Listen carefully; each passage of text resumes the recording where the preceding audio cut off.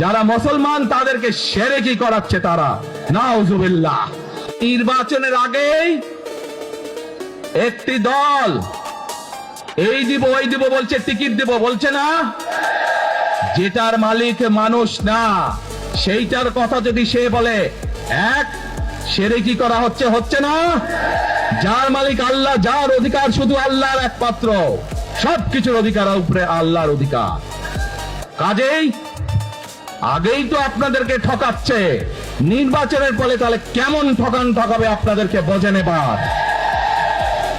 শুধু ঠকাচ্ছেই না মানুষকে, যারা মুসলমান তাদেরকে শিরকি করাচ্ছে তারা, নাউজুবিল্লাহ। सबर करो, बोला धक्का मुक्की नहीं करने का, आराम से लेने का। তারেক রহমানের অজু করে নামটি উচ্চারণ করবেন, কারণ আমরা ধানের শীষে ভোট দিলে আমরা জান্নাত পাবো, এটা আমরা বলতে পারি।